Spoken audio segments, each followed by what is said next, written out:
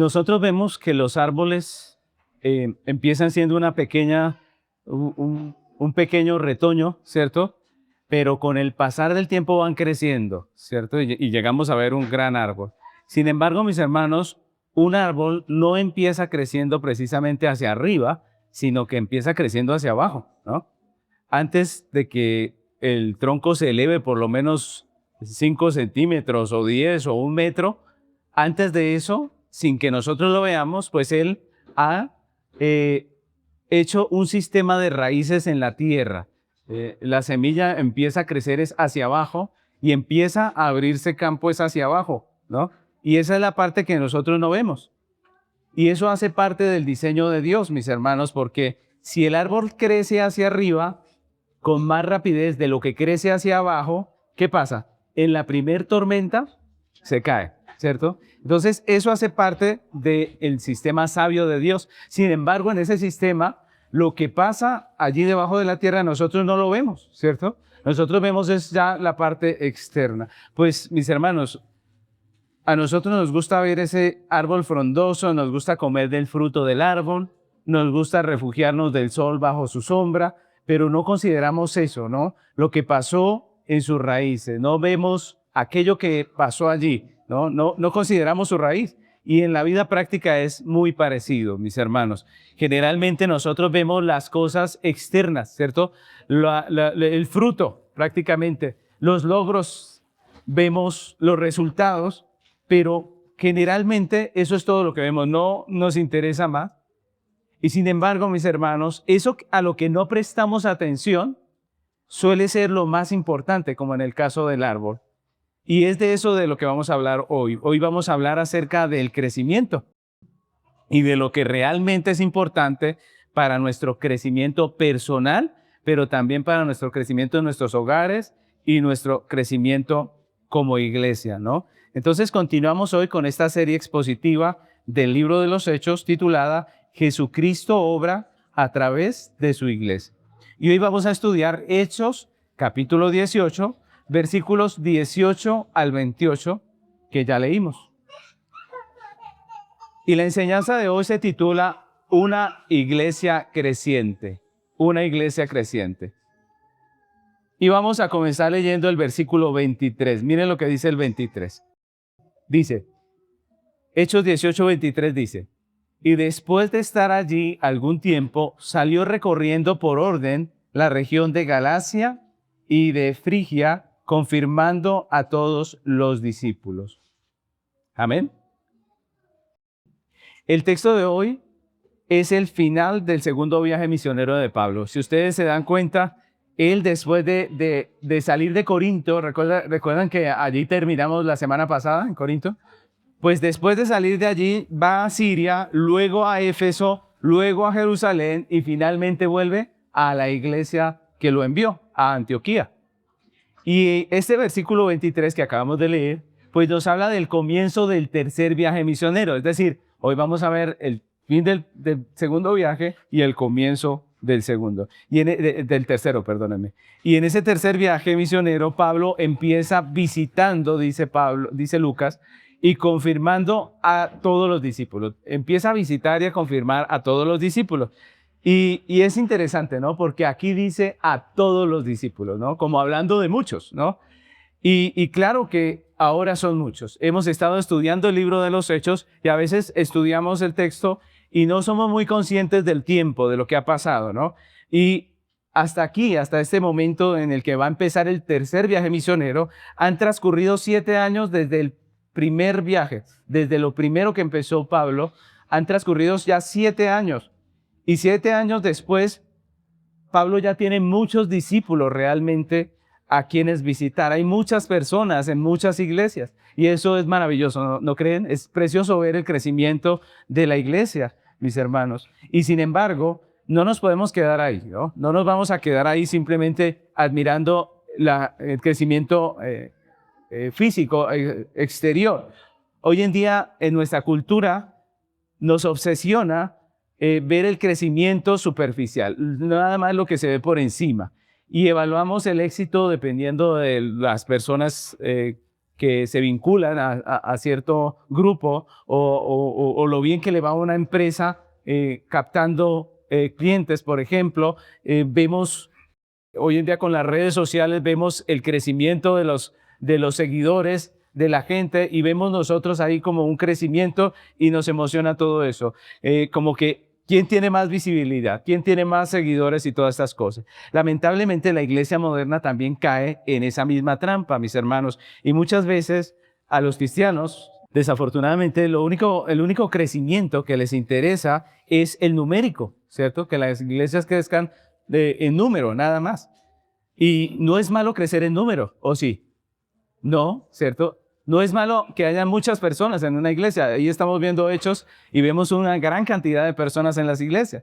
No es malo, pero cuando lo único que se persigue es el crecimiento externo, pues ya caímos en la trampa, ¿no? Ya estamos haciéndolo mal, ¿no?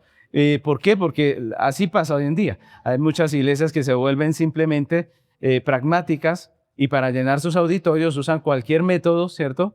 No importándoles la realidad del corazón de las personas. Recordemos que el evangelio cambia el corazón y lo importante no es que seamos 10,000, lo importante es que Dios salve a sus escogidos, Dios obre esa obra en el corazón de las personas, mis hermanos. Y cuando abrimos el libro de los Hechos, descubrimos un tipo de crecimiento totalmente diferente, distinto. La iglesia apostólica, como los árboles que acabamos de nombrar en la introducción, pues no crecía solamente hacia afuera, externamente, sino que también crecía internamente. Es decir, las personas que lo conformaban crecían, los creyentes que la conformaban crecían, los pastores que conformaban la iglesia crecían. Y en estos versículos que vamos a estudiar hoy, Lucas nos ofrece como una radiografía de lo que es una iglesia en crecimiento. Y eso es muy, muy importante, porque una iglesia se puede estancar, pregunto yo. Claro que sí, nos podemos estancar, quedarnos como que no crecemos, ¿cierto? Pero Lucas nos habla de lo que es realmente una iglesia en crecimiento, nos hace una radiografía de lo que es una iglesia en crecimiento y lo hace a través de las vidas de tres actores fundamentales allí en este texto. Si nos damos cuenta, hoy prácticamente es como un paso del segundo viaje misionero al tercero, y lo que hace Lucas es contarnos acerca de tres actores allí, y a través de lo que hacen ellos, de lo que viven ellos, podemos ver nosotros aquí ese carácter de las personas que hacían parte de la iglesia apostólica, mis hermanos. Y usa tres actores aquí. ¿Cuáles son? El primero es el apóstol Pablo. El segundo es un predicador talentoso que es llamado Apolos. Y el tercero es el matrimonio laico que evangelizó Pablo, Priscila y Aquila. Y la manera en que Lucas narra esta historia, sus detalles, sus énfasis, pues nos permiten ver en total 10 áreas fundamentales en que la iglesia y todo creyente debe crecer si quiere sostener el fruto que Dios le va a dar. Entonces, ese crecimiento es el importante, el crecimiento como personas, el crecimiento como creyentes. Y por eso este texto es muy, muy importante, porque nos recuerda aquellas áreas en las que debemos crecer. Entonces, vamos a desarrollar 10 áreas en las que los creyentes debemos crecer. Por eso vamos a estar muy atentos, porque hoy no van a haber 3 puntos. ¿Cuántos van a haber? 10, ¿cierto? Así que si nos dan las 3 de la tarde, no mentiras. No, está para 1 hora, como siempre. Entonces, la primera persona que vemos aquí es a Pablo. Pablo concluye aquí el segundo viaje misionero y comienza el tercero. Y en el texto podemos ver 4 marcas de madurez en el apóstol Pablo, 4 áreas en las que estamos llamados nosotros a crecer, que deben caracterizar la iglesia cristiana, una iglesia saludable, ¿no? Entonces, la primera de ellas, el primer área en el que debemos crecer como creyentes es en dependencia de Dios. Y miren lo que dice el versículo 18. Dice, mas Pablo, habiéndose detenido aún muchos días allí, después se despidió de los hermanos y navegó a Siria, y con él Priscila y Aquila, habiéndose rapado la cabeza en Cencrea, porque tenía hecho voto. Amén. Entonces miren este texto, porque aquí vemos a Pablo que se rapa la cabeza, ¿no? Y es curioso, uno dice, ¿qué pasó ahí? ¿Cierto? Lo que vemos aquí es el voto nazareo, que hacían los judíos, Este voto se podía hacer de dos maneras. Una de ellas era el voto por toda la vida, que es por ejemplo el que vemos en Sansón, ¿cierto?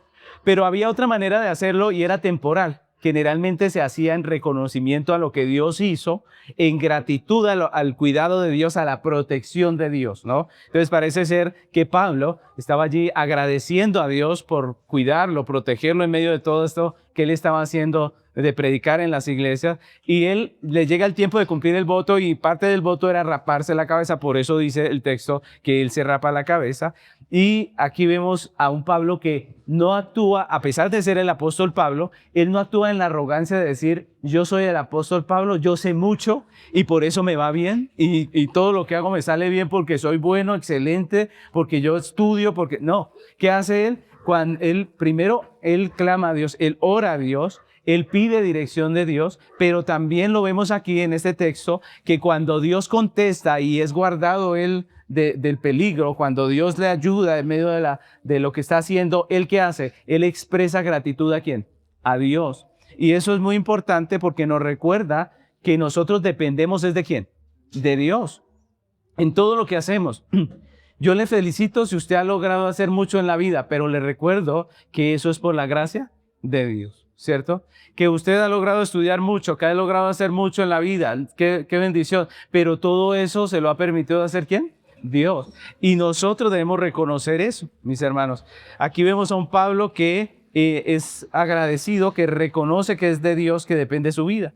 Y luego en Hechos 18:21, miren lo que dice, sino que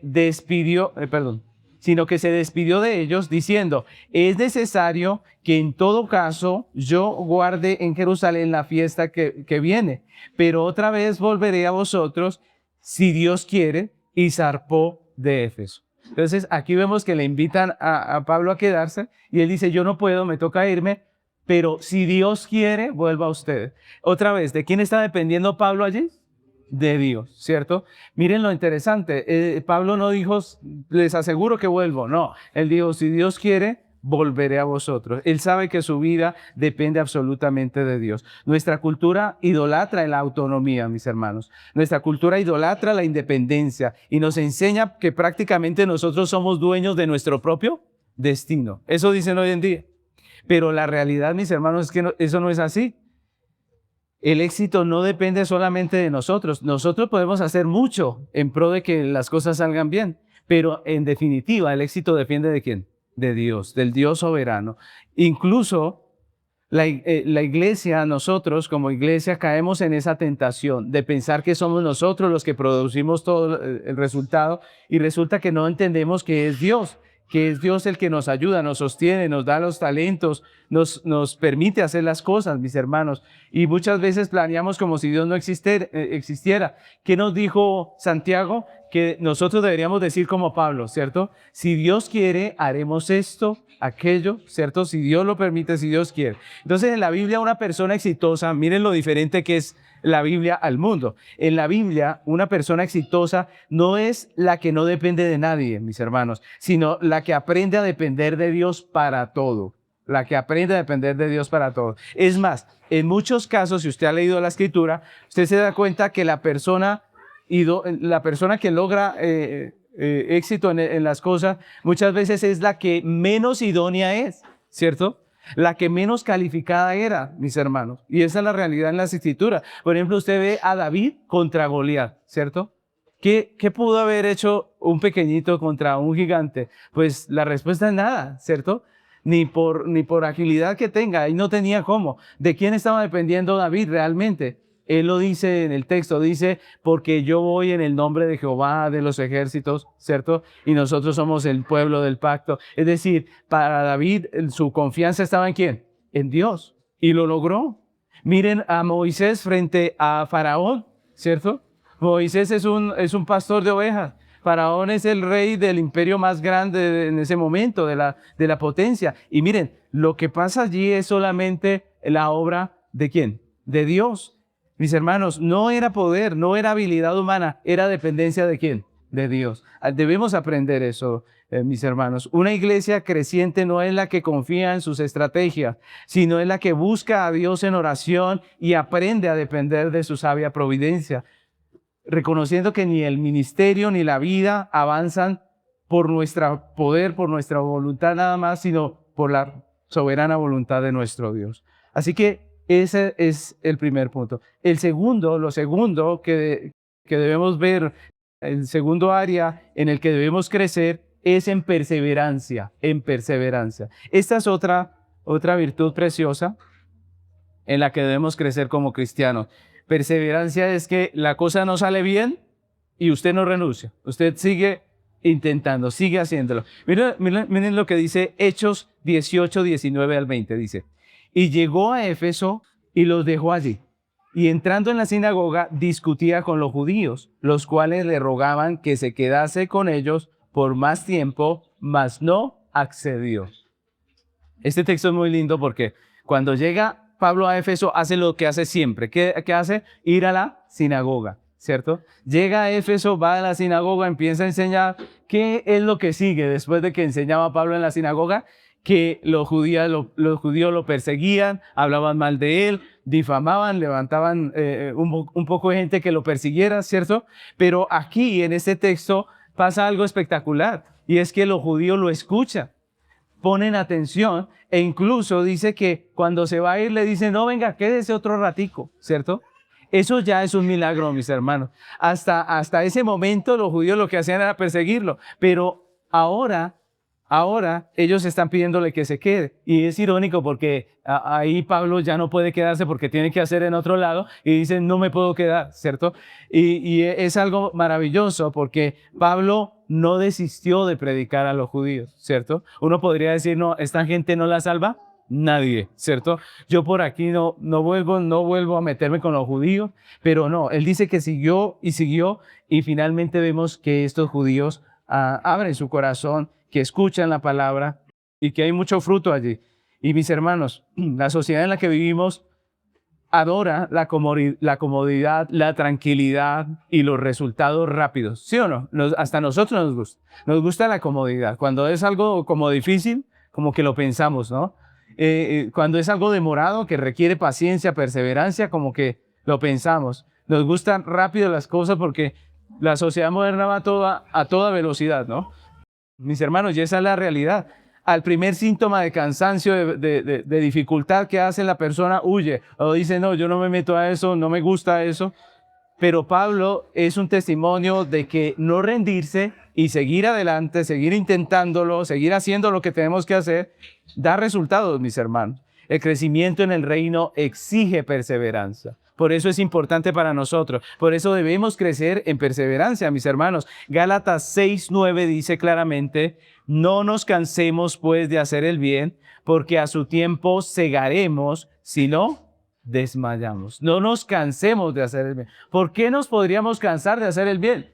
Porque hacemos el bien y hacemos el bien, ¿y qué pasa? Y no vemos nada, no vemos resultados. Mis hermanos, esa es la realidad en muchos casos.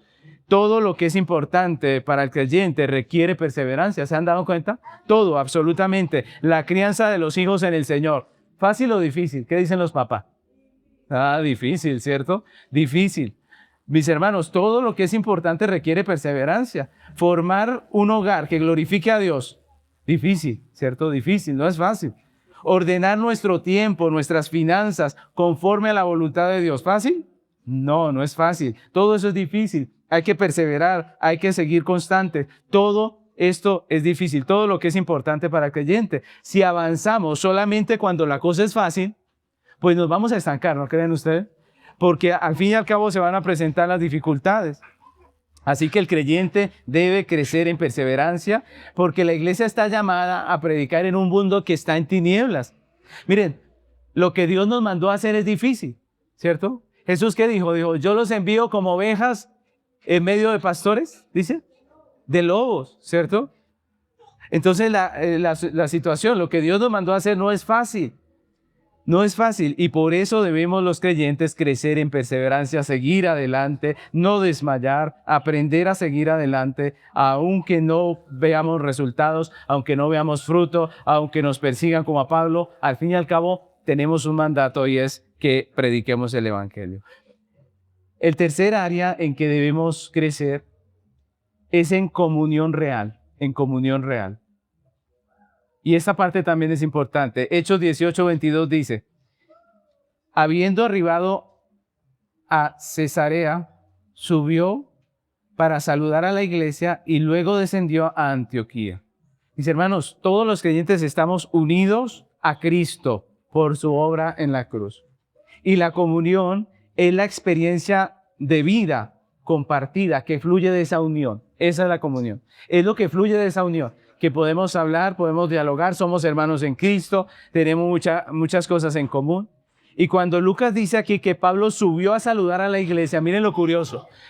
Esa palabra subir está hablando de Jerusalén, aunque no lo diga ahí, ¿cierto? Uno piensa, ahí no dice a dónde fue que subió, simplemente dice que subió. Jerusalén quedaba en una parte alta y era común hablar de subir para hablar de Jerusalén, aunque no lo dijeran, aunque no dijeran la ciudad. Y lo que hace él es subir a Jerusalén a saludar a la iglesia. Miren, mis hermanos, ¿en dónde se congregaba Pablo? ¿Recuerdan? ¿Cuál era su iglesia? Antioquía, ¿cierto? Antioquía. Pero él va a donde los hermanos de Jerusalén y los saluda, ¿cierto? Eso es comunión, eso es comunión. Y Pablo no era un cristiano independiente, como hoy en día muchos quieren hacerse llamar. No, era no era un llanero solitario, era un hombre de comunión con la iglesia. Incluso el texto dice que luego desciende a Antioquía, que era la iglesia que lo había enviado, y está allí por un tiempo. Es decir, él necesitaba comunión con los hermanos. Miren que Pablo no era que se la pasara por allá predicando y diciendo, yo no necesito predicación, no necesito tener pastor, no necesito una predicación dominical. No, él iba también. Él acababa de hacer lo que estaba haciendo y volvía a su iglesia, recargaba baterías, volvía y se llenaba de esa doctrina y volvía y salía a predicar a otras partes. Mis hermanos, esto es importante porque vivimos en un tiempo de individualismo en que la gente quiere a Cristo, pero rechaza la institución, la iglesia. Muchas veces rechazan los pastores. Supuestamente quieren a Cristo, pero no quieren ser parte de una iglesia, no quieren tener una membresía local, no aceptan la membresía, o cuando la aceptan simplemente es un formalismo, pero no se sienten parte. Y mis hermanos, eso es un error. Nosotros somos parte, somos el cuerpo de Cristo. Y yo les quiero decir algo, mis hermanos, no hay verdadera vida para la iglesia fuera de la comunión con los hermanos. La vida cristiana requiere verdadera comunión. Todo creyente necesita la iglesia, necesita la comunión real con otros creyentes, ser alimentado por la palabra. Incluso el apóstol Pablo, no hay crecimiento bíblico al margen de la iglesia local, de la comunión fraterna, mis hermanos. Los hombres necesitamos ver a otros hombres caminar en el camino angosto. Caminar en camino angosto no es lo normal. Si usted va a su trabajo, usted descubre que la mayoría de los hombres o de las personas que trabajan allí, pues ellos viven su vida de pecado, ¿cierto? Llega el viernes y dicen, hoy es viernes, y el cuerpo lo sabe, dicen ellos, ¿cierto? Pero nosotros sabemos que se acerca el domingo, el día del Señor. Para nosotros es otro cuento totalmente diferente, ¿cierto? Y cómo nosotros nos sentimos confortados y como que no estamos solos en este mundo. Cuando tenemos otros creyentes que viven como nosotros, ¿cierto? Que viven para la gloria de Dios, que no viven sus vidas en el desenfreno del mundo, sino para la gloria de Dios. Y ese es necesario. Es necesario también para las mujeres ver a otras mujeres en Cristo. Es necesario para nuestros hijos vernos a nosotros en Cristo. Los hijos aprenden más por lo que ven que por lo que oyen. Usted les puede enseñar todo lo que quiera, pero si usted no les da ejemplo, ¿qué pasa? Eso no funciona para nada, ¿cierto? Si usted no les da ejemplo, no funciona. Ellos aprenden más por ejemplo. Yo les invito a que vean un niño cuando está con sus padres. Cuando un niño está con sus padres, generalmente está viendo a su papá o a su mamá. Están viendo, todo el tiempo los están viendo. Las mamás, las que son mamás, saben que son miradas por sus hijos, ¿cierto? Él está cocinando, haciendo lo que sea, y el hijo la está mirando, el bebé, el niño está mirando. Todo eso es aprendizaje. Y mis hermanos, nosotros necesitamos traer a nuestros hijos a la iglesia local. Alguno dirá, ay, pero es que mi hijo es cansón. Pues mi hermano, nosotros somos cristianos pacientes, ¿o no? ¿O alguno no fue niño aquí? ¿Cierto? Si a usted le tuvieron paciencia, téngale paciencia a estos niños, ¿cierto? Mis hermanos, estamos aquí para crecer todos, nuestros hermanos pequeñitos también. Entonces necesitamos de la comunión, todos necesitamos. No hay crecimiento bíblico sin la comunión con la iglesia, mis hermanos. Hechos 2:42, miren lo que dice. Hechos 2:42 dice, y perseveraban en la doctrina de los apóstoles, ¿en qué más? En la comunión unos con otros, en el partimiento del pan y en las oraciones, mis hermanos. ¿Es necesaria la comunión o no? Claro, es necesaria la comunión unos con otros. Una iglesia en crecimiento es aquella en la que sus miembros entienden que pertenecen a un cuerpo interconectado, es decir, todos estamos unidos y que rendimos cuentas mutuamente. Nosotros nos rendimos cuenta, nos apoyamos, oramos los unos por los otros. El cuarto área en el que debemos crecer, mis hermanos, es en responsabilidad y fidelidad. Responsabilidad y fidelidad. Dice el versículo 23, miren lo que dice allí, dice, y después de estar allí algún tiempo, ¿qué hizo? Salió, recorriendo por orden la región de Galacia y de Frigia, confirmando a todos los discípulos. En este cuarto punto vemos la responsabilidad de la fidelidad. Y es importante esto, ¿por qué, mis hermanos? Porque hoy en día esas dos palabras le dan miedo a la gente, ¿cierto? Responsabilidad, la gente dice, uy, no me hable de eso, ¿cierto? Fidelidad, menos, tampoco, ¿cierto? No, por eso la gente no quiere comprometerse, mis hermanos. Pero la Biblia nos dice que debemos crecer en estas dos cosas, en fidelidad y también en responsabilidad. Mis hermanos, si vemos al apóstol Pablo, que después de estar un tiempo en Antioquía recibiendo, él asume la responsabilidad de comenzar un tercer viaje misionero. ¿Por qué? Porque él ve que las iglesias nuevas, los hermanos nuevos, los pastores nuevos necesitan apoyo y él sabe que él es parte de esa iglesia responsable que debe hacer algo. Así que, ¿qué hace Pablo? Él va y empieza a visitar las iglesias en ese tercer viaje misionero. Y la cultura moderna no quiere saber de esto, pero nosotros como cristianos debemos ser responsables. Y la responsabilidad cristiana es vivir como mayordomos. ¿Recuerdan? Estamos aquí no como dueños, estamos como ¿qué? Mayordomos. Al final tenemos que darle cuentas ¿a quién? A Dios. Entonces somos mayordomos del tiempo. Debemos saber distribuir nuestro tiempo para glorificar a Dios, de los dones, de las relaciones, de lo que Dios nos da, de todo. Mis hermanos, todo eso es un encargo divino para servir y amar primeramente a Dios. Todo lo que Dios le ha dado es para servir y amar primeramente a Dios, pero también ¿a quién? A nuestro prójimo, ¿cierto? Entonces, el prójimo necesita de la responsabilidad y la fidelidad nuestra al llamado de Dios. Y nuestra responsabilidad es con Dios primeramente, pero también con nuestra esposa, por ejemplo. Es con nuestros hijos. Es decir, la responsabilidad abarca toda nuestra vida. Y la responsabilidad de nosotros como iglesia es predicar el evangelio, pero Pablo nos recuerda que no solo predicamos, también discipulamos, también confirmamos el ánimo de los creyentes, también animamos a nuestro hermano que está desanimado. Una iglesia madura asume la responsabilidad de alimentar y fortalecer pacientemente a los creyentes en su camino, mis hermanos. Y en eso debemos crecer, ¿no creen ustedes? En eso tenemos que crecer. ¿Nos falta? Claro que sí, nos falta mucho. Que Dios nos ayude a crecer también en responsabilidad y fidelidad hacia lo que Dios nos llamó. Pero Lucas sigue escribiendo allí en su texto y el segundo personaje del que nos habla aquí es de Apolos. En el versículo 24 nos habla acerca de él y nos dice que era un judío natural de Alejandría. Y eso es importante, ¿por qué? Porque Alejandría era un centro académico intelectual que prácticamente disputaba el primer lugar con Atenas. Es decir, ¿cuál era más sabio, no? ¿Cuál tenía más sabiduría, no? Así que el hecho de que Lucas nos diga que era de Alejandría quiere decir que Apolos era un hombre que conocía, que estudiaba mucho, ¿no? Que sabía mucho. Y Lucas nos muestra aquí que este hombre había crecido en algunas áreas y en otras le faltaba mucho, ¿cierto? Es decir, tenía algunas áreas que eran fuertes en su vida, pero en otras necesitaba ayuda.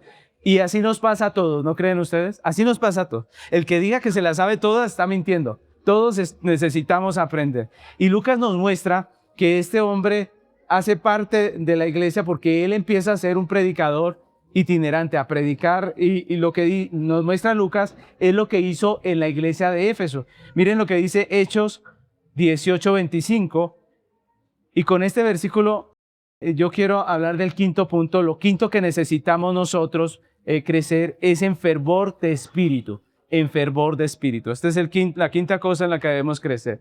Y Hechos 18:25 dice así: este había sido instruido en el camino del Señor, y siendo de espíritu fervoroso, hablaba y enseñaba diligentemente lo concerniente al Señor, aunque solamente conocía el bautismo de Juan.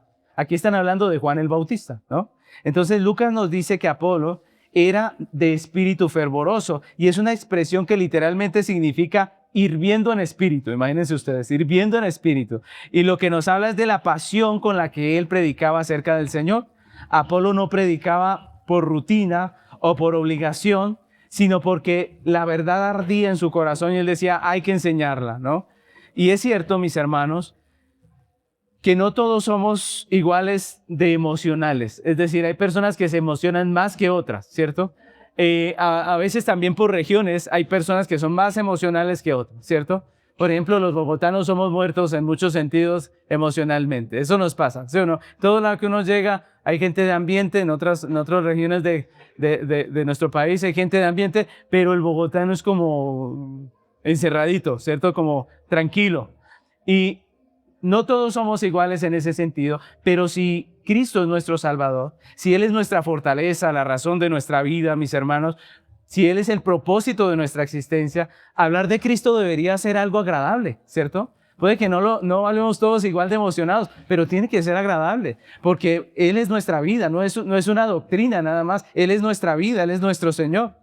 Mis hermanos, la cultura aplaude la pasión por el deporte, ¿cierto? Ahorita se acabó del mundial hace un tiempo y la gente veía un partido y no se sentaba ahí a bostezar, ¿cierto? No, se sentaba era a gritar, a decir, si el árbitro pitaba en contra del equipo de uno, ¿qué dice la mayoría? Eso es trampa, ¿cierto? Eso no fue falta, todo esto. Y la gente se apasiona, incluso pelea.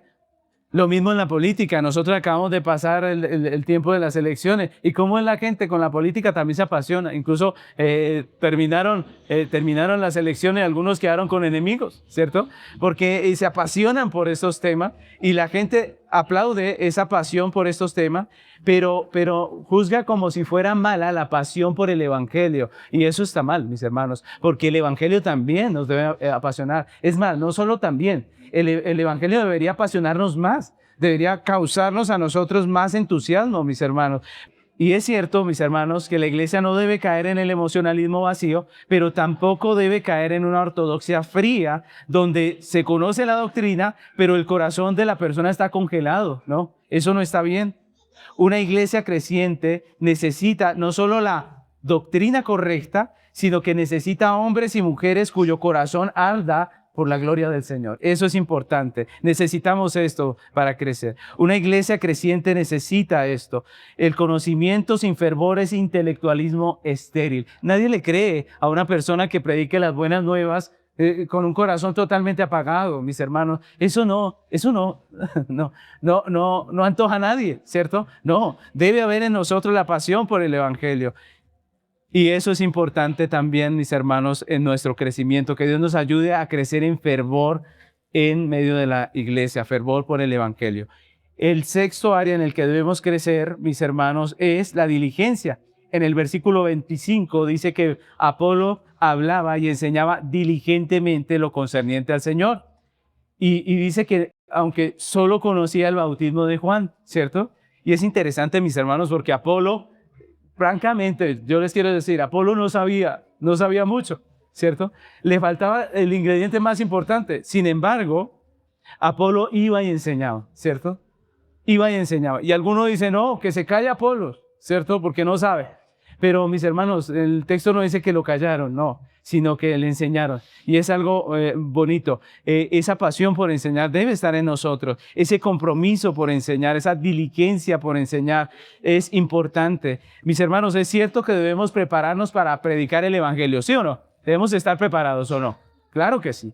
Pero no podemos esperar a estar preparados totalmente. ¿Por qué? Porque ese es un camino que vamos siguiendo durante toda la vida. Nunca vamos a llegar a un nivel donde digamos ya lo sabemos todo, no. Estamos creciendo todos. Así que nosotros podemos, como la samaritana, dar de lo que ya recibimos. ¿Recuerdan la samaritana? La samaritana acababa de conocer del Señor. ¿Y qué dio? ¿Una clase de teología? A los samaritanos no. Si ustedes recuerdan qué hizo, la samaritana simplemente dijo, miren, me encontré con alguien que parece que me dijo toda la verdad. Les dijo, ¿no será este el Mesías? ¿No será este el que hemos estado esperando? Mis hermanos, mire, así de sencillo fue lo que hizo la samaritana. Y Dios usó a esta mujer para llegar al corazón de todos estos samaritanos. Entonces, mire, nosotros no podemos exagerar para ningún lado. Ni debemos volvernos ociosos y no prepararnos, porque eso está mal, pero tampoco debemos esperar a estar perfectos, porque ese punto no vamos a llegar nunca. Es decir, aquí en la tierra no. ¿Cuándo le vamos a conocer completamente a Él? En la eternidad, ¿cierto? Entonces debemos es predicar con lo que el Señor nos ha dado. El mundo en tinieblas requiere que la iglesia sea diligente en exponer la luz del Evangelio. Y esa palabra diligencia es la clave, mis hermanos, porque no se trata solo de entusiasmo, sino de una disciplina constante, un esfuerzo, una entrega seria e intencional al oficio de predicar el Evangelio. Entonces, Apolos era intencional, ¿no? Era intencional. Su meta era que otros conocieran del Señor. Así que también nosotros debemos ser intencionales en cómo nos relacionamos con las personas, en lo que hablamos en nuestras conversaciones, para que cada encuentro con alguien que no conoce a Cristo pueda llegar a ser un tiempo de evangelismo. Podamos llegar a ser luz con esas personas que no conocen el Evangelio. Una iglesia creciente es la que comparte su fe con aquellas personas que están allá afuera en tinieblas, mis hermanos. Así que debemos aprender de Apolo, que era diligente en enseñar las Escrituras, aunque no lo sabía todo. El séptimo área en el que debemos nosotros crecer es en humildad para aprender, humildad para aprender. Mis hermanos, el versículo 25 dice que Apolos solamente conocía el bautismo de Juan. Y el versículo 26 dice así, y comenzó a hablar con denuedo en la sinagoga, pero cuando le oyeron Priscila y Aquila, le tomaron aparte y le expusieron más exactamente el camino de Dios. Mis hermanos, a pesar de ser un erudito de Alejandría, este hombre, a pesar de ser un orador brillante, una persona conocida, famosa entre los creyentes, cuando Priscila y Aquila lo oyeron, ellos lo llamaron aparte. ¿Y qué dijo Apolos? Apolos tuvo la humildad para escuchar, para dejarse enseñar por hombres sencillos, por una pareja sencilla. ¿Recuerdan qué hacían estos dos? Priscila y Aquila, ¿qué hacían? ¿Eran pastores? ¿Apóstoles? ¿Qué era? Eran fabricantes de tiendas. Eran unos artesanos. Pero Apolos no dice, uy, ¿cómo me van a enseñar ustedes si yo soy un maestro? ¿Sí dice así Apolos? No. Él dice, venga, enséñeme. ¿Sí? Que cometí un error, que no estoy enseñando bien. ¿Qué es lo que hay que aprender? Enséñeme. Y dice que ellos lo toman y le enseñan. Mis hermanos, desafortunadamente vivimos en un tiempo en donde las personas, y más con las redes sociales, piensan que son expertas en todos los temas, mis hermanos. Y eso es un problema, porque para uno aprender necesita saber que no sabe, ¿cierto? Para uno aprender necesita reconocer que no sabe. Pero si el orgullo nos gana, entonces nosotros vamos a decir, a mí no me enseñe porque yo ya sé, ¿cierto? ¿Para qué me enseña si yo ya sé? No acepto lo que me dice porque yo ya sé. Mis hermanos, la verdadera grandeza en el reino se mide por la capacidad de mantener nuestro corazón enseñable. Debemos aprender a tener un corazón enseñable. Si nuestros dones y títulos nos impiden recibir la instrucción de un hermano humilde, pero centrado en la palabra, mis hermanos, eso nos está impidiendo crecer. Los creyentes debemos dejar el orgullo de un lado porque necesitamos aprender lo que dice la Escritura acerca de cómo hacer las cosas, de cómo ser, por ejemplo, padre. ¿Usted ya sabe cómo ser padre? Pues la Biblia dice cómo. Cómo ser una buena esposa, cómo estar en autoridad, cómo estar recibiendo autoridad. Todas esas cosas las enseña la Biblia. Y si nosotros creemos que ya sabemos, que no necesitamos nada, pues sencillamente no vamos a aprender. Una iglesia creciente, la que sabe que todavía está en camino de perfección, que sigue estudiando la Escritura, que sigue aprendiendo, avanzando hacia la meta, que es la estatura del varón perfecto, que es Cristo. ¿Cuándo llegamos allá, a esa meta? En el reino de los cielos nomás. Aquí vamos a seguir creciendo y creciendo. Y finalmente Lucas nos habla de un matrimonio laico que es Aquila y Priscila. Cuando digo laico quiero decir que no tenían ningún título dentro de la iglesia, sino que eran cristianos normales. Y estos dos, este matrimonio, también es un modelo para nosotros de lo que es el sacerdocio de todos los creyentes, de lo que es la responsabilidad nuestra. Y el octavo área en el que debemos crecer es en preparación doctrinal. Y aquí yo quiero volver al versículo 26. Miren lo que dice otra vez el versículo 26. Dice, y comenzó a hablar con denuedo en la sinagoga. Pero cuando le oyeron Priscila y Aquila, le tomaron aparte y le expusieron más exactamente el camino de Dios. Y aquí vamos a hablar de Priscila y Aquila. Para guiar y corregir a este hombre que era un intelectual, Aquila y Priscila, a pesar de que no tenían ningún llamamiento hasta ese momento, no eran pastores ni nada, Aquila y Priscila, que era un matrimonio fabricante de tiendas, poseían una sólida preparación doctrinal. Y eso es importante, mis hermanos. La preparación doctrinal no es solo para pastores, es para todo creyente, mis hermanos. Si queremos defender nuestra fe, debemos aprender la doctrina, ¿sí o no? Ahora, ¿es solo para los hombres? Porque algunos piensan que es solamente para los hombres. Aquí vemos a Aquila y a Priscila. Y si ustedes se dan cuenta, el texto dice Priscila y Aquila. Y no era normal escribir primero el nombre de la mujer en esa cultura. No era normal. Si escribían el nombre de la mujer de primeras es porque ella tenía mucho que ver en el asunto. Es decir, lo que está diciendo el texto es que Aquila y Priscila enseñaban por igual prácticamente. ¿Sí? Lo que está diciendo ese texto es que Priscila y Aquila enseñaban. No era que Aquila enseñaba y Priscila allí oraba y decía, Señor, convence el corazón. No, es que los dos tenían la doctrina para enseñarle a Apolo, ¿cierto? Y eso es muy importante, mis hermanos, porque en la iglesia del Señor las mujeres también pueden enseñar. ¿Qué dicen ustedes? Claro que sí. Que están restringido la dirección del culto, todo lo que hacemos en el culto. ¿Cierto? Que ellas no pueden ejercer autoridad sobre el varón dentro de la congregación, como dijo Pablo, eso es una cosa, pero la Biblia enseña que ellas son también maestras de doctrina, también pueden enseñar, ¿cierto? En otros contextos ellas deben enseñar. Mire, ¿y a quién estaban enseñando a Priscila y Aquila? A Apolo, a un hombre. Entonces miren, porque la Biblia es clara en decir que todos necesitamos doctrina, todos, mis hermanos. No solamente debemos conocer las escrituras. Yo les pregunto, ¿Apolos conocía las escrituras? Sí, pero no solamente necesitamos conocer las escrituras, saber qué dice Marcos, qué dice, sino que también necesitamos comprender el mensaje central de la escritura. ¿Cuál es el mensaje central de la escritura? ¿Cuál es? Cristo. ¿Qué es la escritura? La escritura es la historia de redención. Mis hermanos, debemos aprender a poder tener clara la historia de la redención, mis hermanos. Ese es el punto. Priscila y Aquila conocían la historia de redención y al escuchar enseñar a Apolo, entendieron que a Apolo le faltaba algo, le faltaba lo más importante, mis hermanos. Y vivimos en una época, mis hermanos, en donde se desprecia el rigor intelectual en la fe. Una iglesia no crece más allá del nivel de su comprensión de la Biblia. La comprensión de la Biblia es importantísima, mis hermanos. Hay muchas iglesias que se quedan en emocionalismo y leen un texto y todos gritan y todo esto, pero el asunto no es que nos emocione el texto, sino que nosotros podamos comprender lo que dice realmente dentro de su contexto. Y mis hermanos, eso es lo que hicieron a Priscila y Aquila. Le enseñaron a Apolo lo que realmente dice la Escritura. Una iglesia no puede crecer más allá del nivel de su comprensión de la verdad. Y Dios llama a los creyentes normales, a todos los creyentes, a prepararse en la doctrina para que no sean cautivos por enseñanzas falsas. Es lo que dice la Escritura. Muchas iglesias, como en el caso de Apolo, tienen un evangelio incompleto.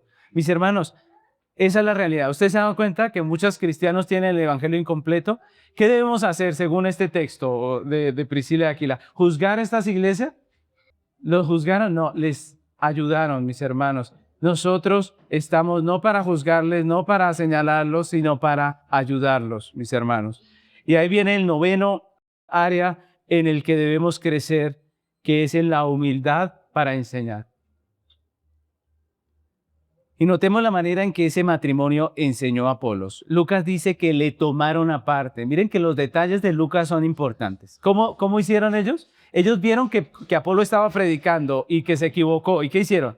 Lo avergonzaron delante de todos. No, le tomaron aparte. No le avergonzaron en público, no le interrumpieron el sermón en la sinagoga, ¿cierto? No usaron sus vacíos teológicos para destruir, para exhibir su superioridad. Miren, esto es una cosa fea que se hace muchas veces, que para llenarnos de orgullo descalificamos al otro. Eso está mal, eso está mal. Si alguien se equivoca, no lo avergüence en público, eso está mal, eso está mal. ¿Cómo se debe ayudar a una persona? En privado. Si usted ve que un hermano se equivocó, hizo algo que no le gustó, lo fácil es que usted quede como alguien tremendo y avergüence a la persona. Ay, eso no se hace así, y usted se ponga de mal genio y todo eso. Eso, perdóneme lo que le voy a decir, pero eso lo único que está exhibiendo es su orgullo. ¿Cuál es la forma bíblica de hacer las cosas? Hay que llamar a la persona aparte, decirle, venga, eso que usted hizo no está bien por esto, por aquello, ¿cierto? La Biblia dice así, cuando corrimos a un hermano, dice que lo llamemos aparte. Ya la última fase es la que se hace en público, pero lo primero es, ¿cuál es el objetivo? Es la pregunta. ¿Cuál es su objetivo? Si usted es orgulloso, su objetivo es quedar bien, ¿cierto? Es decir, yo si lo hago bien, aquel lo hace mal. Pero si nuestro objetivo es ayudar a la persona, lo debemos hacer con humildad, debemos llamarla aparte y no avergonzarla en público, mis hermanos. Ellos no lo avergonzaron. Utilizaron la hospitalidad de su hogar para instruirle en un espíritu dócil y pastoral. Miren, lo que pasó fue que al final del culto ellos le dijeron, venga, Apolos, le invitamos un tinto, ¿cierto? No, allá no había tinto, pero le invitaron algo, ¿cierto? Y en la casa, están en la casa, le dijeron, mira, la predicación estuvo muy buena, pero, ¿cierto? Miren, pero no le dijeron, mire, usted no sabe nada, mejor calles, ¿cierto? Usted cállese porque usted no, lo que hizo no sirvió para nada. No, lo llamaron aparte, le dijeron, mira, lo que tienes que hacer es esto, lo que está mal es esto. Lo instruyeron, mis hermanos. Nuestra sociedad vive en una cultura de condenación, de humillación pública. Y yo les quiero invitar a que no hagamos eso. Nosotros no nos dejemos guiar por las redes sociales. Es una peleadera, ¿ustedes se han dado cuenta? El uno pelea contra el otro, exhibe los problemas del otro, los pecados del otro. Y usted piense por un momento, si Dios le permitiera en el futuro ser una persona conocida, si le gustara que la gente hiciera una lista de errores suyos y los publicara todos en el Face y en todas las redes sociales. Eso es feo, eso no está bien. No ayuda, mis hermanos. Entonces, no debemos hacer eso en la iglesia ni afuera. Vivimos en una cultura de condenación. La gente es feliz mirando los defectos de otro. ¿Y qué estamos haciendo cada vez que juzgamos los defectos de otro? Sintiéndonos ¿qué? Orgullosos. Eso es lo que le hace a usted ser así, es su orgullo. Aprenda, es su orgullo. Es que usted quiere ser reconocido como el que sí sabe, como el que sí lo hace bien. Entonces tenga cuidado, eso no está bien. Eso es lo que vive el mundo. Ahorita el mundo está lleno de eso. Las redes sociales es una peleadera. En los cristianos también está eso. En los reformados también. Son felices tachando a este, tachando a aquel. Y cuando tachan a uno, ¿cómo se sienten ellos? Superiores. Dejemos eso no está bien, no es correcto. La solidez doctrinal sin humildad produce fariseísmo tajante, y de fariseísmo hay mucho en la iglesia hoy en día, mis hermanos. La iglesia crece cuando el discipulado ocurre en lo cotidiano, en la casa, en la mesa, cuando se invita a la persona aparte, se le habla, donde los creyentes maduros corrigen con gracia, con amor, a los que no son muy maduros, a los que les falta todavía, mis hermanos. Lo hacen con tacto, con amor y no tratando de aplastar a nadie, mis hermanos. No estamos para burlarnos, para humillar, para señalar. Estamos para ayudar, para enseñar como Aquila y Priscila. Tenemos que llamar a estas personas aparte y decirles, mira, lo que haces es muy bonito, lo que haces es esto, pero, ¿cierto? Pero esto te falta. La verdad sin amor es crueldad, mis hermanos. Pero la verdad comunicada con gracia transforma y bendice. Miren lo que dice el 27. ¿Qué pasó cuando ellos enseñaron a Apolo? El 27 dice, y queriendo él pasar a Acaya, los hermanos le animaron y le escribieron a los discípulos que le recibiesen, y llegando él allá, fue de gran provecho a los que por gracia habían creído. Hasta ese momento, tal vez Apolos no era de tanto provecho, pero a partir de lo que hicieron Aquila y Priscila, ahora era alguien que traía gran provecho a la iglesia. Mis hermanos, es maravilloso cuando en humildad podemos enseñar, cuando no buscamos nuestra gloria, sino la gloria de ¿quién? De Dios. Esa es la manera en que nosotros debemos hacerlo. Por último, debemos crecer en la centralidad del evangelio. Ese es el 10º punto, la centralidad del evangelio. Hechos 18:28 dice claramente: porque con gran vehemencia refutaba públicamente a los judíos, demostrando por las Escrituras que Jesús era el Cristo. Y esta es la parte final y maravillosa, porque Apolo fue de gran provecho por una razón. ¿Por qué? Porque él enseñaba que Jesús era el Cristo. Él enseñaba a los judíos, a las personas que esperaban al Mesías, le decía: el Cristo ya llegó y es Jesús. Mis hermanos, la sociedad busca discursos de motivación. Yo no sé si usted se ha dado cuenta, hay personas que se hacen llamar pastores, pero lo único que hacen es motivar. Y estas personas no tienen 2 y 3 seguidores, no tienen 20 seguidores, tienen mucha gente, porque la motivación entusiasma a la gente. Si yo le digo hoy a usted, esta semana Dios va a hacer algo poderoso en su vida, pues seguramente usted se va a emocionar y va a decir: uy, pastor, esto era lo que necesitaba escuchar, ¿cierto? Pero, mis hermanos, eso es carreta, perdónenme. Pues quiera Dios hacer algo poderoso en nuestra vida, pero yo no les puedo decir que Dios lo va a hacer, ¿cierto? Yo no sé qué semana vamos a tener, mis hermanos, pero eso vende mucho. El emocionalismo, toda la psicología, hay muchas cosas que hace que la gente conecte fácil, pero Dios no nos llamó a predicar eso. Dios nos llamó a predicar ¿a quién? A Cristo, y a Cristo crucificado, mis hermanos. El fin último de todo crecimiento espiritual y de todo estudio teológico es la proclamación de una persona. ¿De quién? De Jesús. La Biblia habla de Jesús, no de moralismo, no de motivación, habla de Jesús. Cuando Apolo entendió que la Biblia habla de Jesús, ya no predicaba sobre sí mismo, usaba la Biblia para mostrar que toda la historia de salvación apunta a uno. ¿A quién?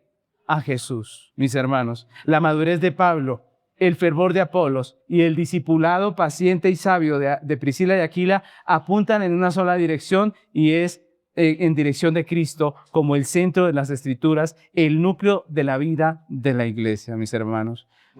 Y estas son las 10 cosas en las que debemos crecer. La pregunta es, una pregunta muy sincera para concluir esto, es: nosotros, los seres orgullosos, ¿hay aquí algún orgulloso? Mire, eso muestra que todos. Porque es el orgullo el que no nos deja reconocer nuestro orgullo, ¿cierto? Y mis hermanos, nosotros somos orgullosos. Nosotros somos autosuficientes. Creemos que podemos solos, ¿cierto? Muchas veces ni oramos ni contamos con Dios para nada. Nosotros somos impacientes. Somos propensos a la división. ¿O no? Somos propensos a la división. ¿O no? No son propensos. ¿Ustedes no han peleado? ¿Colombianos? ¿No han peleado ninguno? ¿Cierto? Mis hermanos, esa es la realidad. Así que si nos vamos con esta lista y usted empieza a esforzarse y decir: bueno, no debo hacer esto, no debo hacer esto, ¿lo vamos a lograr? No, mis hermanos. Por eso la enseñanza no se trata de salir de aquí con una lista de deberes morales para esforzarnos más, ¿no? Eso no funciona, mis hermanos. Un árbol no crece haciendo fuerza, ¿o sí? No, el árbol no crece haciendo fuerza. Crece porque está conectado a la fuente de vida. Las ramas crecen porque están conectadas al árbol. Dan fruto porque están conectadas al árbol, dijo Jesús. Apolos, si nosotros miramos aquí, Apolo conocía únicamente el bautismo de Juan, ¿cierto? Y ustedes recuerdan para qué era el bautismo de Juan. Era un bautismo de arrepentimiento para prepararse para la venida ¿de quién? Del Mesías, de Cristo, mis hermanos. Así que lo que predicaba Juan era prácticamente: pórtese bien, era eso, era cambie esto, cambie aquello, lo otro. ¿Recuerdan? Los soldados venían y decían: ¿y nosotros qué tenemos que hacer? Y él le decía: ustedes confórmense con el salario que les da, ¿cierto? Es decir, esto era lo de Juan. Así que imagínense ustedes la predicación de Apolo, ¿cierto? ¿Cómo era la predicación de Apolo? Hay que hacer esto, hay que hacer aquello, hay que hacer lo otro. Apolos conocía únicamente eso, mis hermanos. Pero Priscila y Aquila le expusieron el camino de Dios con mayor exactitud. Mis hermanos, y eso es maravilloso porque la Biblia no se trata simplemente de obediencia, se trata de Cristo, mis hermanos. Y la explicación que hicieron ellos fue la que cambió a Apolos, mis hermanos. ¿Qué le explicaron? Le explicaron lo que ocurrió después de Juan. ¿Qué ocurrió después de Juan el Bautista? La cruz, ¿cierto? Ese es el punto importante. Por eso les digo que Apolos no conocía lo más importante. Después de Juan viene la cruz, después la resurrección, después el Pentecostés. Mis hermanos, ellos le enseñaron que no es por alcanzar ninguna de estas cosas, de estas 10 cosas, que somos aceptos delante de Dios. Pregunta, ¿por qué somos aceptos delante de Dios? Por la gracia de Dios. ¿Por la gracia de Dios en quién? En Cristo. Porque Cristo pagó, porque Cristo fue a la cruz, murió por nosotros los pecadores, porque su justicia fue puesta a nuestra cuenta, porque Él cargó nuestro pecado en la cruz y puso su justicia a nuestra cuenta, mis hermanos.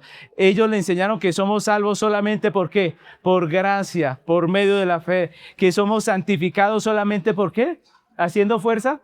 No, también por gracia, por medio de la fe en el Evangelio, mis hermanos.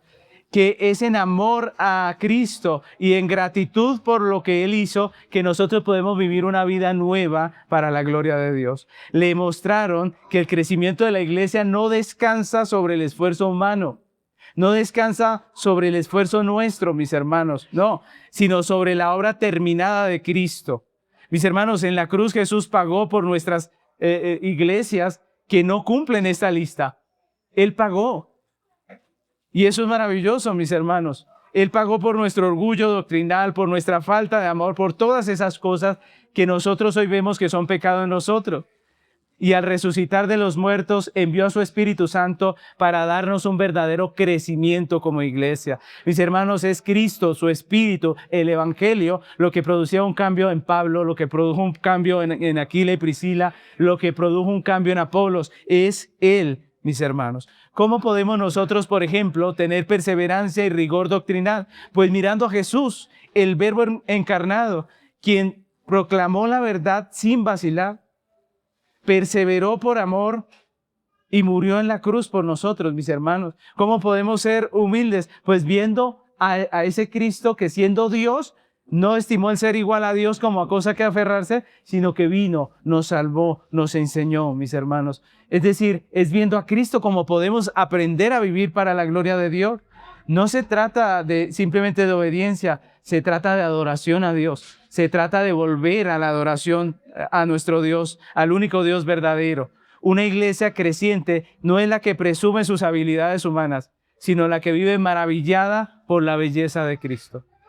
Cuando contemplamos la gracia inmerecida de aquel que dio todo por nosotros, nuestro corazón arde de fervor por su evangelio. Nuestros labios se abren con sabiduría y el Señor soberanamente añade a la iglesia cada día los que han de ser salvos, mis hermanos. Es por gracia de Dios, es por el evangelio y es para la gloria de Dios. Así que vamos a terminar este precioso tiempo orando al Señor, reconociendo que de esas 10 cosas nosotros por nuestra propia fuerza no podemos hacer nada, pidiéndole al Señor que nos ayude, que nos sostenga, que nos dirija en medio de las circunstancias que estamos viviendo, que nos ayude a crecer en todo esto, que sea Él y su gracia la que nos ayuden, como ayudó a Apolos, como ayudó a Pablo, como ayudó a Aquila y a Priscila, que Él nos capacite, que Él bendiga a la iglesia, que podamos seguir creciendo para su gloria. Vamos a orar. Amado Dios, queremos hoy agradecerte por tu misericordia, Señor. Gracias por tu amor. Señor, frente a esta lista de 10 cosas en las que deberíamos crecer como iglesia, esta lista que podemos encontrar en esos versículos que Lucas nos deja allí, Señor, en cada uno de sus detalles. Señor, reconocemos que a nosotros nos falta mucho, Señor, que nosotros no podemos cumplir esa lista, que nosotros somos pecadores, Señor, que podríamos llegar a hacer el esfuerzo por cumplirla externamente, Señor, pero que incluso aunque la cumpliéramos externamente, nuestro corazón, Señor, no tendría la actitud correcta, Señor. Perdónanos por nuestros pecados, perdónanos por la falta de todo eso que hoy nos enseña, Señor. Y ayúdanos, Padre Celestial, ayúdanos a mirar a Cristo, Señor. Ayúdanos a contemplar al Cristo que pudo ver a Apolos, Señor, cuando Aquila y Priscila le enseñaron la verdad de Dios. ayúdanos a ver a ese Cristo que es el que produce el cambio en nuestros corazones, que es el que trae fruto a nuestras vidas, Señor. Padre, te necesitamos tu gracia en nosotros, en nuestras vidas, en nuestros hijos, en nuestras familias, Señor. Eres tú, Señor, no somos nosotros. Ayúdanos, Señor, a poder vivir para tu gloria, a poder llegar a crecer como nos enseñabas hoy. Señor, ayúdanos como ayudaste a Pablo. En 7 años ya era un Pablo totalmente diferente. Ayúdanos como ayudaste a Aquila y a Priscila, que a pesar de no tener un llamado, Señor, estaban dispuestos a discipular. Ayúdanos a crecer en humildad, en amor, Señor, en compañerismo, en comunión, en todo lo que tú nos has enseñado, Padre, por la obra perfecta y preciosa de Cristo, Señor. Muchas gracias, Señor, porque tú eres el dueño de nuestra vida, porque nuestro crecimiento no depende de nosotros, sino de ti, Señor, porque nuestra vida, Señor, está fundamentada no en nosotros ni en nuestro esfuerzo, sino en la obra perfecta que tú ya hiciste en la cruz del Calvario. Señor, te adoramos hoy y te bendecimos en el nombre de Cristo Jesús. Amén.